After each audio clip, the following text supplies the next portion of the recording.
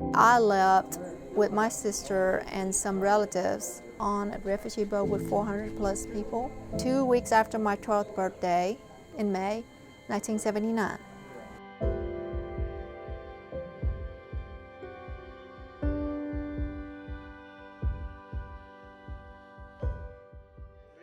My name is Thanh Boyer. I grew up in Vietnam during the War of Vietnam, and when it was ended in 1975, I was 8 years old. My family, we grew up in the Mekong Delta of Vietnam, only 6 miles from the Cambodian border. So where we were, we didn't see a whole lot of fighting, but after the war was over, the war between Cambodia and Vietnam got escalated. My family was fairly wealthy in Vietnam. My grandfather started business in Vietnam and the whole family works there. And so when the fall of Saigon happened in 1975, the communists moved in and we lost everything pretty much. They nationalized our banks and businesses. They even sent a communist family to come in and lived with us for a while, just to watch us, to make sure we have nothing hidden, from them. And of course we did. So after 1975, the communists, we became poor, basically. Lives got really tough. And so the exodus happened, leaving Vietnam on refugee boats. And at that time, in 1979, my aunt and uncles and other cousins were signing up to pay their passage to leave Vietnam on a refugee boat of about 400 plus people. My aunt came home one night and told my parents, you have to make a decision because there are a few spots that may be opening up on this refugee boat. If you want to go, you and your kids, which there's 6 of us, and my parents, so there's 8 of us in our family. My parents decided they had enough money for 2 in the family, and they picked 2 of the oldest to leave with relatives, and that would be me and my sister. In May of 1979, 2 weeks after my 12th birthday, I boarded a riverboat leaving Vietnam with 400 plus refugees. The boat condition was very cramped. There was only room to sit. To leave Vietnam at this time, and my parents had to make that decision within hours, because things got really bad, and they're hoping that we at least could have a better life elsewhere. Yeah, I'm Terry Smith. They call me TA.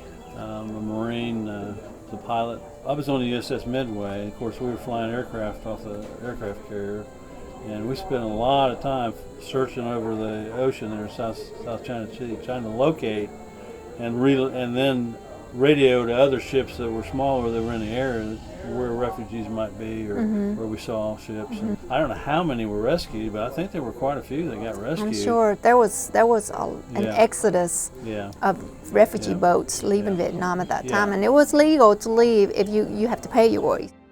And we left hoping to get to Australia because we felt like that would be the next safest place for us to be. But we were actually hoping that we would run upon an American ship that would pick us up, because we have heard story of American ship picking up, refugees. And we were looking for you. We were looking for you too. Only a few days at sea, we came upon pirates, and they boarded our ship and robbed us. Right. Several days at sea, we didn't see American ship, but we did land in Malaysia. And there in Malaysia, the Malaysian ship poured us out into the ocean. And they robbed us. They're basically pirates. I remember having jewelries that I wore that my parents had sent with my sister and I to perhaps trade it for other things whenever we get to Australia. I remember stripping the jewelries off and stuff it in my mouth and look down and not making any eye contact with the pirates. So the pirates robbed our boat, and their intention was to kill us.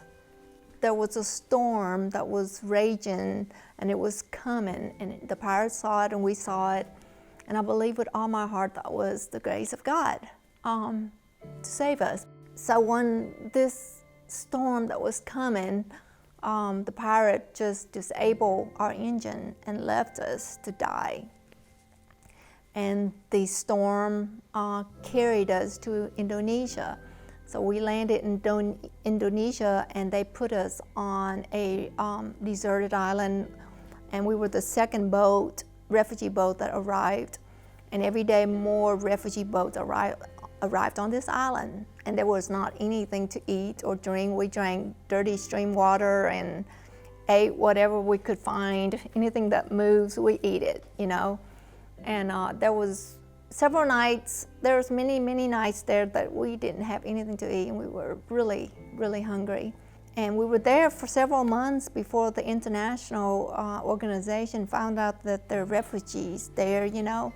And at this time, the Catholic Church also trying to place these refugees' families with sponsors. So there was Athens, Alabama has a couple that wanted to sponsor a family, and so we were that lucky family. So after a year and a half in the refugee camp where the condition was really, really bad, we were sponsored to America. So in July 1980, we landed in Athens, Alabama. And the community of Athens, Alabama just opened up their arms, and we came with a furnished apartment and a refrigerator full of food. We're just so thankful, and they just took such good care of us. I want to thank you gentlemen for fighting for someone like me that you don't even know, because you believe that we deserve to be free. And I just want you to know that the Vietnamese people appreciate you. And I appreciate you for your service and your sacrifice. And don't believe in the lie that it was not, that you didn't make a difference, because you did. You made a huge difference. Because how do I know you made a difference? When you left Vietnam, we had no one to fight for us. They took our freedom. So you did make a difference. And I just want to thank you for fighting for me, for fighting for our country. I love this country. This was the whole essence, I think, of why our generation was so interested in going to help the South Vietnamese, because, you know, we studied history. We saw what communism had done to Russia and other countries, and how people's lives have been destroyed. Tens of millions of people were murdered by communists in the Soviet Union and other countries, China.